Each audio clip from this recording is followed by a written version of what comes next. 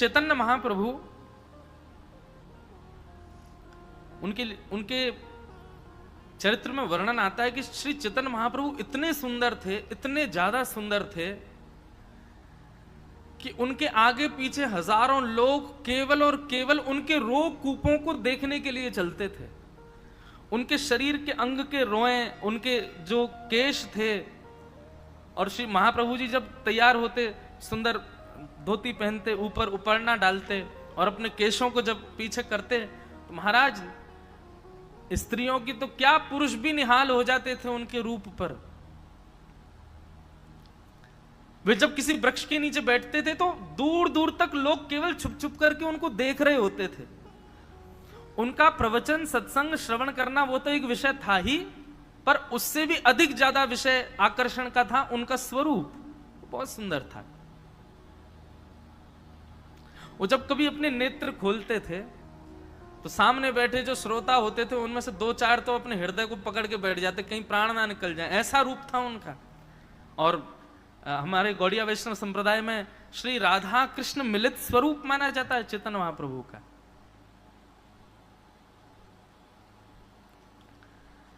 महाप्रभु जी ने एक दिन विचार किया, इतनी भीड़ तो लग गई मेरे आगे पीछे, इतने लोग मेरे साथ जुड़ तो गए, पर ये जुड़ किस लिए गए? मेरे रूप के आकर्षण में, मेरे रूप के कारण मुझसे जुड़े हैं, मेरे केशों के कारण मुझसे जुड़े हैं। उसी दिन विरक्त हो गए। रात्रि में ही सब लोग देख करके गए हैं, और सुबह रात्रि भर सोते नहीं थे, देखते रहते थे कि अब निकल के आएंगे बाहर, और बस उनको देखते ही, देखना ही काम था लोगों को। दूसरे दिन महाप्रभु, चैतन्य महाप्रभु जब निकल करके आए तो देखा परम वीतराग, एक कौपीन पहनी है और अपने केशों को मुड़वा दिया है, चौड़ी चोटी रखी है, अपने सर्वांगीण अंग में जो भी आकर्षण का केंद्र था सबका त्याग कर दिया। और उस समय उन्होंने कहा कि अब यह रूप दोबारा नहीं प्रकट होगा, अब मैं ऐसे ही रहूंगा। अब मेरे पास वही रुकेगा जो वास्तव में मेरे भावों का या मेरे शब्दों का या मेरे विचारों का अधिकारी होगा। और उन विचारों का अधिकार सुनने वाले फिर लोग अलग प्रवृत्ति के हो गए, आकर्षण वाले उसी समय छोड़ के चले गए, वो नहीं रुके फिर वहां। तो पदेशना अपने रूप की भी हो सकती है, अपने गुण की भी हो सकती है, अपने विचारों की भी हो सकती है कि मेरे विचार बड़े शुद्ध हैं, मेरे रूप बड़ा सुंदर है, मेरी बुद्धि में आने वाले भाव बड़े सुंदर है, मैं बोलता बहुत अच्छा। किसी भी रूप में पदेशना, और पदेशना ही भगवत मिलन में बाधा बनती है। इसलिए कभी किसी पद की इच्छा मत रखो। कोई आपके रूप, गुण, शील, किसी भी भाव का अगर कोई प्रशंसा कर देना, तुरंत दीन हो जाओ। नहीं, ये मेरा रूप नहीं है, मेरा अधिकारी नहीं है, मेरा इसके प्रति आकर्षित मत होइए, और ना आकर्षित होकर के मुझे बताइए कि मैं ऐसा हूं। पदेशना नहीं। एक बार आपको किसी ने सुंदर कह दिया तो फिर बार बार इच्छा हो गया, अरे मुझे किसी ने बोला ही नहीं, मुझसे किसी ने कहा ही नहीं, मुझे किसी ने बोला ही नहीं। और यही नहीं बोल पाना, सुनना कि किसी ने बोला नहीं, यही तो पदेशना है। मैं तो अच्छा बोलता हूं, किसी ने बोला ही नहीं, किसी ने कहा ही नहीं, ये चिंता चित्त में आना, ये पदेशना है। मैं तो भोजन बहुत अच्छा बनाया, इन्होंने प्रशंसा ही नहीं करी, ये पदेशना है। वैष्णव पदेशना में नहीं रहता, वो तो पदवी मिलने पर उसका त्याग और कर देता है।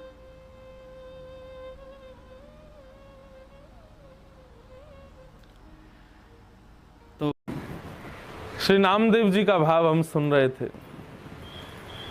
नामदेव जी, एक बार एक राजा ने उनको बुलाया, और राजा ने आकर बुला करके कहा कि हमको कोई चमत्कार दिखाओ।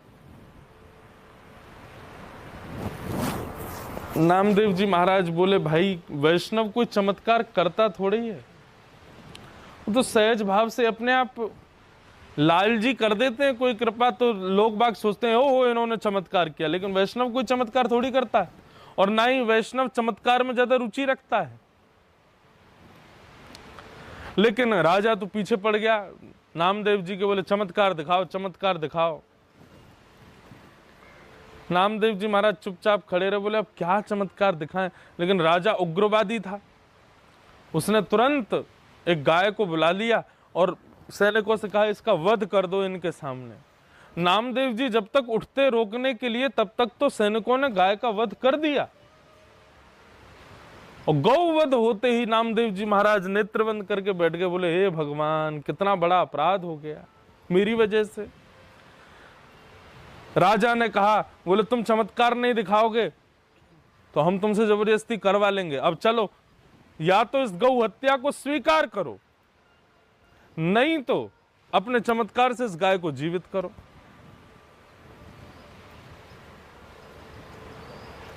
नामदेव जी बड़े दुखी हो गए, नेत्र बंद करके पंडरीनाथ भगवान का स्मरण किया। बोले भगवान,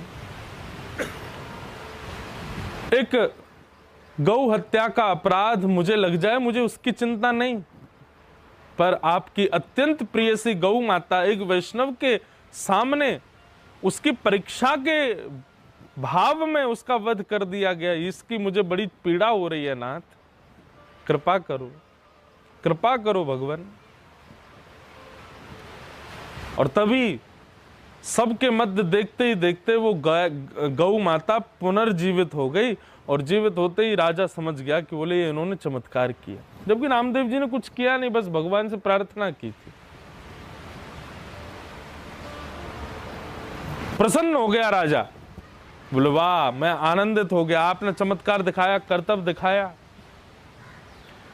एक सोने का पलंग बनवा करके नामदेव जी को प्रदान किया, बोले लीजिए दक्षिणा। नामदेव जी बोले अब इसको मैं क्या बोलूं, यहां तो विवाद बनेगा। वैष्णव का स्वभाव होता है विवादों से बचता है। नामदेव जी ने तब तो स्वीकार कर लिया।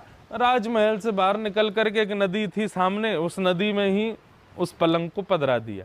किसी ने जाके राजा को कह दिया, बोले आपके द्वारा दिया गया सोने का वो तखत नामदेव जी ने नदी में फेंक दिया। राजा को अपनी बड़ी तौहीन लगी, उसने सैनिकों को भेजा और नामदेव जी को बीच रास्ते में रुकवा करके कहा, बोले महाराज, राजन आपको पुकार रहे हैं और वे कह रहे हैं आपको जो भेंट में तखत दिया था वो संग लेकर के चलिए, वो वैसे 2-3 तखत और बनवाना चाहते हैं। नामदेव जी महाराज आ गए। राजा ने कहा, बोले वो भेंट कहाँ है जो मैंने आपको दी थी? बोले यहाँ नहीं है, बाहर है, चलो दिखाएं। राजा बाहर जैसे ही आया तो नामदेव जी महाराज ने नदी के अंदर हाथ डाल करके सामान्य रूप से ही ऐसे निकाला तो 1 निकल आया, 2 निकल आए, 3 निकल आए, अनंत तखत राजा ने जैसे बनवाए दिया था नामदेव जी को, ऐसे अनंत तखत वहां पर निकाल करके नामदेव जी ने रख दिए। बोले आपका कौन सा है देख लीजिए इसमें से। राजा समझ गया, बोले साधारण नहीं है, चरणों में गिर गया, बोले भगवान मुझे बताइए मैं क्या करूं। नामदेव जी महाराज ने एक ही बात कही, बोले आइंदा किसी वैष्णव भक्त को देखो तो चमत्कार दिखाने के लिए मत कहना, और दूसरी बात, हमको जीवन में तुम्हारा कभी मुख ना देखना पड़े ऐसी योजना बना देना, तुम कभी दिखो ना हमको। नामदेव जी चाहते तो उस राजा को प्रसन्न कर देते, राजा जीवन भर मुरीद रहता रामदेव जी का। लेकिन बंधु, वैष्णव का एक स्वभाव देखो, सामान्य सांसारिक मानव का स्वभाव और वैष्णव के स्वभाव में अंतर देखो। मानव का स्वभाव कैसा होता है, पता चल जाए ये धनवान आदमी है, पता चल जाए ये मिनिस्ट्री में इसकी बड़ी पहचान है, पता चल जाए कि ये अच्छा स्तरीय व्यक्ति है, तो हर व्यक्ति चाहता है इससे मेरा संबंध बने। बच्चों कहेंगे अंकल जी हैं, नमस्ते करो। पति से कहेंगे इनको अपना मित्र बना लो। पत्नी से कहेंगे अरे वो पता है वो आए बढ़िया वाली चाय बनाना, थोड़े रीत जाएंगे, आगे बड़े काम आएंगे हमारे। ये सांसारिक व्यक्ति का स्वभाव है कि वो सामान्य व्यक्ति से संबंध नहीं बनाता, वो श्रेष्ठ व्यक्तियों को ढूंढता है और उनसे संबंध बनाने का प्रयास करता है। पर वैष्णव उल्टा होता है, वो श्रेष्ठ लोगों से दूर ही रहता है। तुम दूर ही बनाए मुझसे, हमको तो उससे संबंध बनाना है जो हरि के हैं, जो ठाकुर जी के हैं, बस वो हमारे।